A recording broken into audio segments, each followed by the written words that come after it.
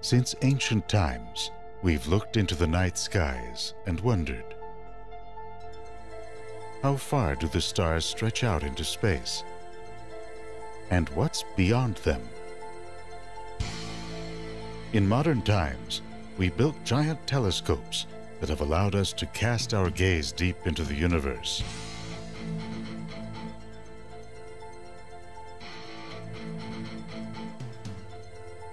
Astronomers have been able to look back to near the time of its birth. They've reconstructed the course of cosmic history in astonishing detail. From intensive computer modeling and myriad close observations, they've uncovered important clues to its ongoing evolution.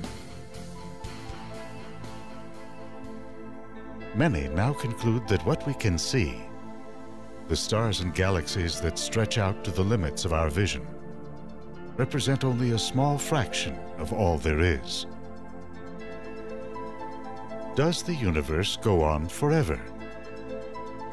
Where do we fit within it?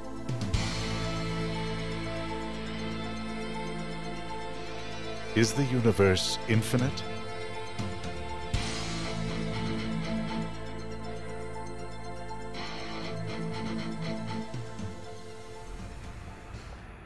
To begin to get a handle on infinity, we're going to need some perspective on the numbers and scales that define our universe. One place to start is a narrow side street in Charles Dickens' London. A curiosity shop, fictional to be sure. Here you can find an unparalleled collection of stuff. Old shrunken heads, manuscripts, newspapers, books, and rare examples of impressively large numbers. From Zimbabwe comes a $100 trillion note. In late 2008, with that nation battered by hyperinflation, it was worth about $1.50 US. Go up 2 orders of magnitude to something decidedly more useful. The fastest supercomputer in history will soon hum along at 20,000 trillion calculations per second, a 20 followed by 15 zeros.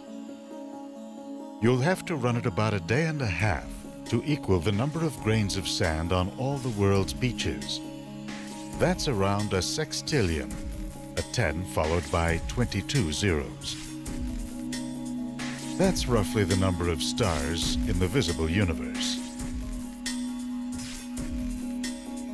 Atoms in the visible universe? That's upwards of 10 to the 78th power, a 10 with 78 zeros.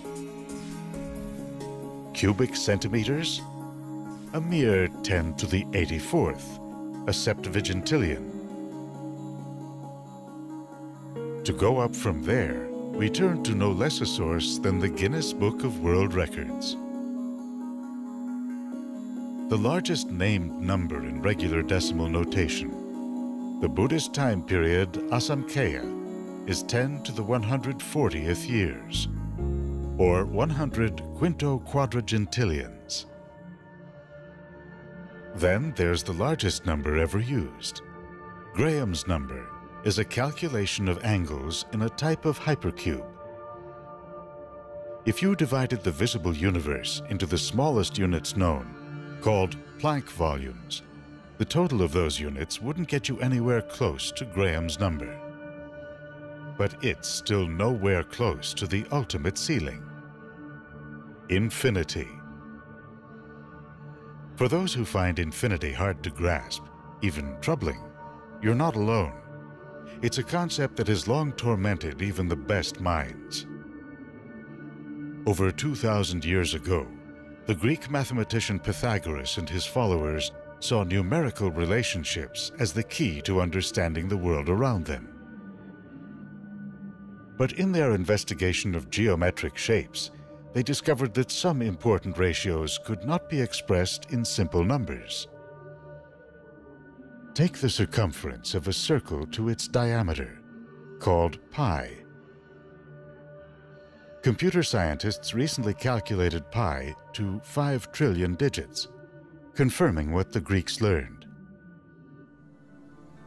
There are no repeating patterns and no ending in sight.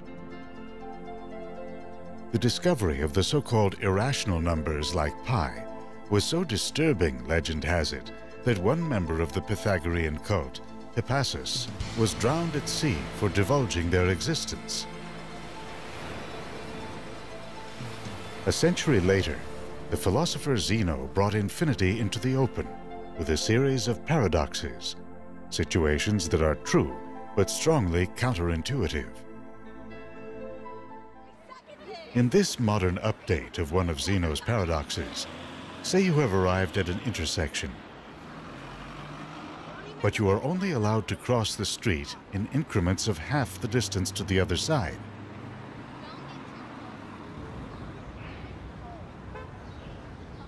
So to cross this finite distance, you must take an infinite number of steps.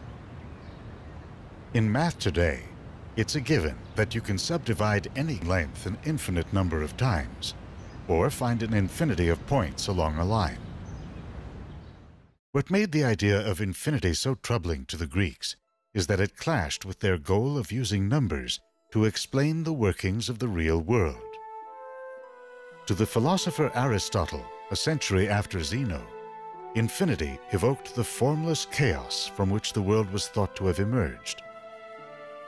A primordial state with no natural laws or limits, devoid of all form and content. But if the universe is finite, what would happen if a warrior traveled to the edge and tossed a spear? Where would it go? It would not fly off on an infinite journey, Aristotle said. Rather, it would join the motion of the stars in a crystalline sphere that encircled the Earth. To preserve the idea of a limited universe, Aristotle would craft an historic distinction. On the one hand, Aristotle pointed to the irrational numbers such as pi. Each new calculation results in an additional digit, but the final number in the string can never be specified, so Aristotle called it potentially infinite. Then there's the actually infinite, like the total number of points or subdivisions along a line. It's literally uncountable.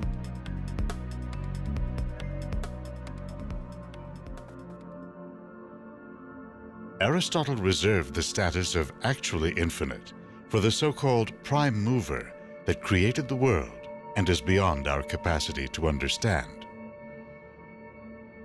This became the basis for what's called the cosmological or first cause argument for the existence of God.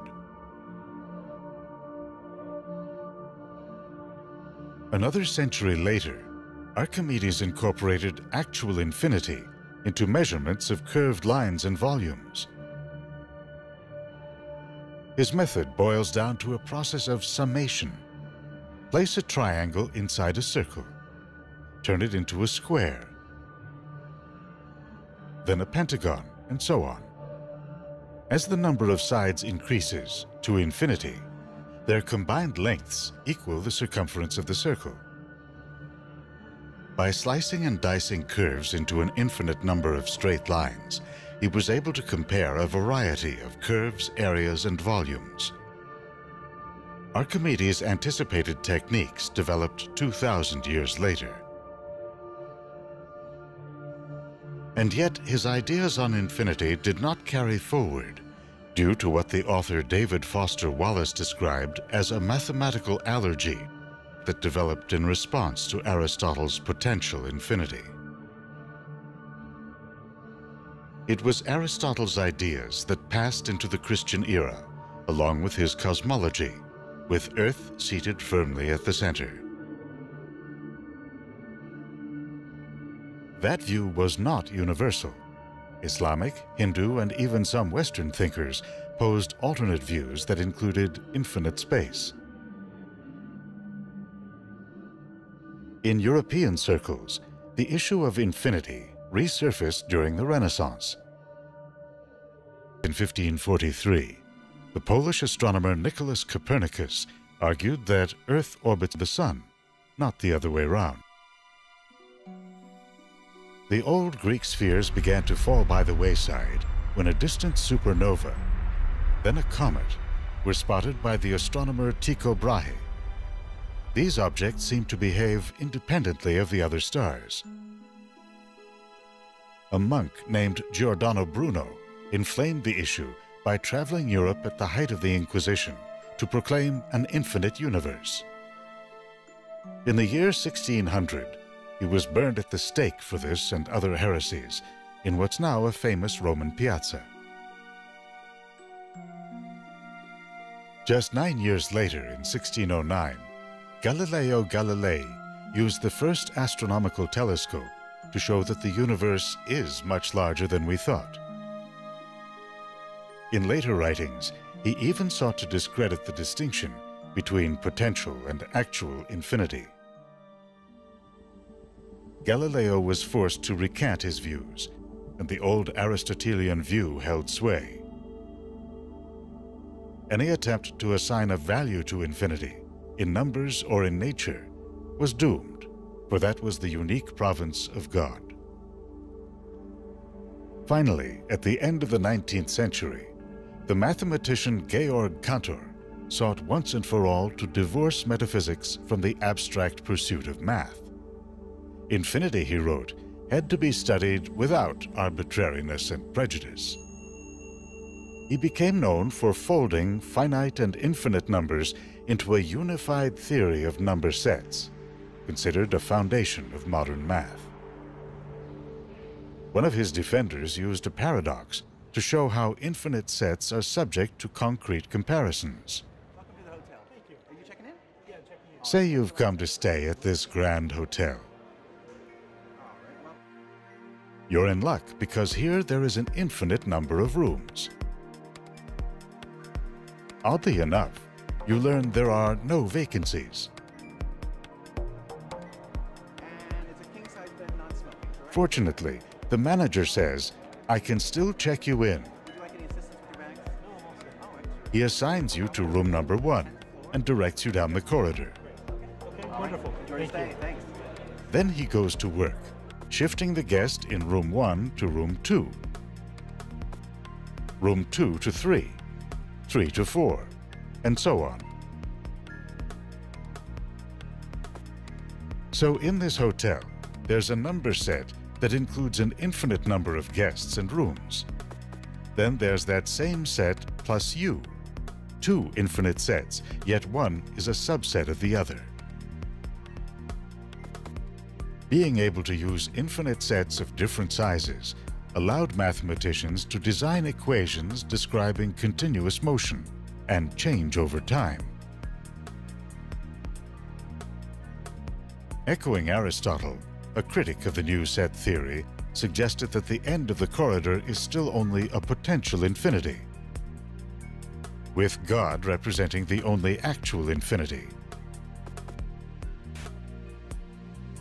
For those who pine for humble accommodations, we'll recommend an alternative later on. Even as mathematicians embraced infinity, astronomers in the early 20th century still saw a limited universe, centered on the galaxy, a flat disk of stars. Did the limits of our vision, like the horizon at sea, conceal an infinite universe beyond? Albert Einstein, for one, believed that if that were true, then the night sky would be filled with dense starlight shining from every direction. We'd reel from the effects of infinite gravity.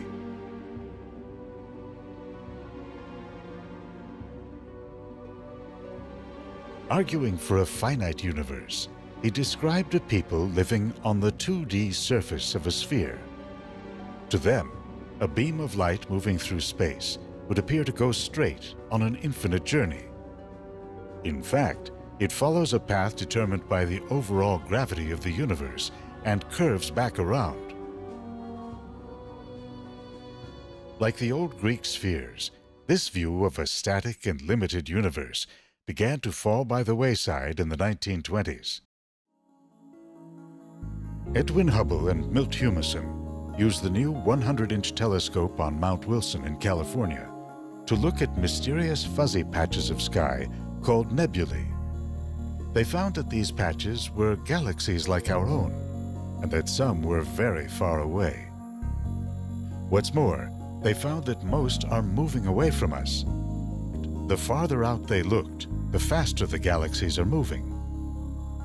This fact, known as Hubble's law, led to an inescapable conclusion that the universe is expanding. Furthermore, if you run the clock back on this expansion, it appears that it all began in one singular moment. That moment has traditionally been described as an explosion.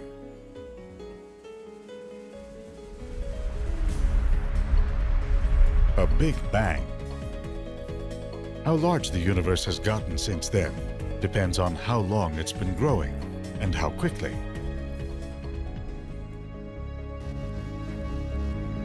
Using an array of modern telescopes, astronomers have recently narrowed the beginning to 13.7 billion years ago. Taking into account the expansion of space ever since, the radius of the visible universe, the part we can see, has expanded out to 46 billion light years. These measurements have raised anew the ancient questions. What's beyond our cosmic horizons? Is there an edge? Or does it somehow go on forever? A new set of answers has emerged from a theory designed to address questions that arose from the original model of the Big Bang. For one, how did the universe get so large? The Hubble Deep Field contains images of infant galaxies at less than 10% of the age of the universe, near the edge of our cosmic horizons. By the time one of those galaxies reached maturity, it would have moved far, far beyond our horizon. And what of all the galaxies visible at its horizons? For another, how did the universe get so smooth? In every direction you look, the density of galaxies is the same on large scales. Astronomers believe that whatever process flung the universe outward must have also blended it in its earliest moments. The theory that addresses these questions was based on the discovery that energy is constantly welling up from the vacuum of space in the form of particles of opposite charge, matter and antimatter.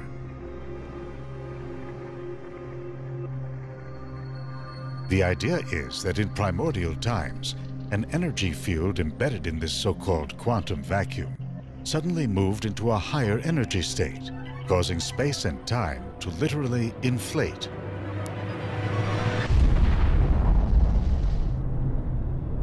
And our universe to burst forth.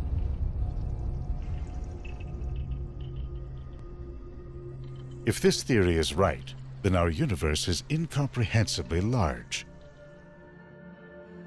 Its author, the scientist Alan Guth, wrote that the universe as a whole would have grown to at least 10 billion trillion times the size of our visible patch. That's a 10 followed by 23 zeros.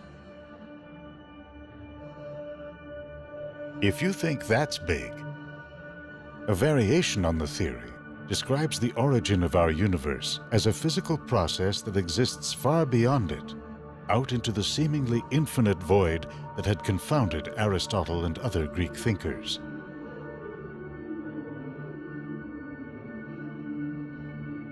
In that case, our universe would have inflated like a bubble and joined a stream of other bubble universes frothing up and expanding across an endless ocean of time and space. A related idea theorizes a cosmic landscape unfolding in vast fractal patterns.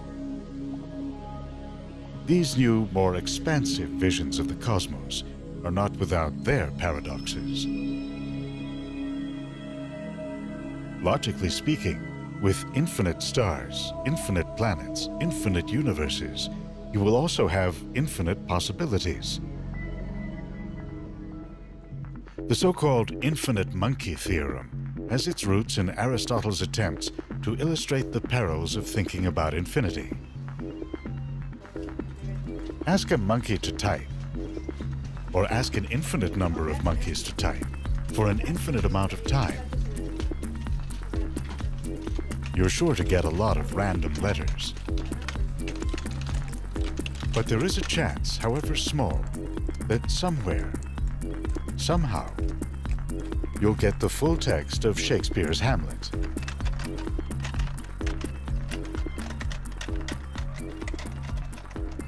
It's clearly absurd. Then again, consider the increasingly strange nature of our universe, as suggested by some new observations. This is where we draw your attention from the famous Hotel Infinity to a less well-appointed alternative.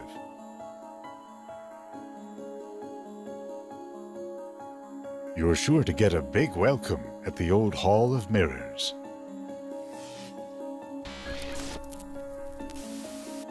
This ramshackle place would have thrown even the great thinkers for a loop. It represents a kind of optical illusion that may be present in our view of deep space, according to a new interpretation of data from one of the most important space satellites ever launched. WMAP was sent out to make precision measurements of radiation left over from a period about 300,000 years after the Big Bang. It revealed an intricate pattern of hot and cold spots, now thought to represent the seeds of the galaxy filaments and walls seen on large scales. The pattern was laid down by pressure waves that ricocheted through the expanding gas of the early universe.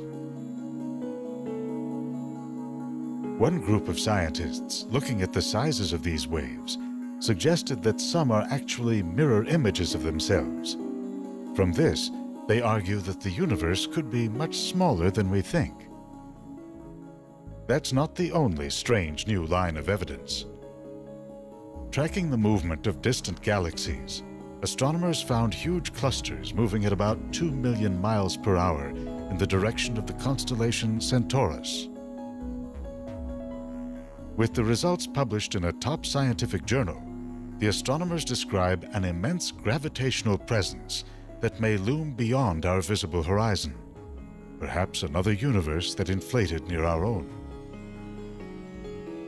Ideas like these may well have led to imprisonment or death in centuries past. Now they're a part of a field of study that is bursting with data and ideas. Cosmology, the study of the universe as a whole, has long been infused with metaphysics and philosophy. Today, it's steadily merging into the physical sciences.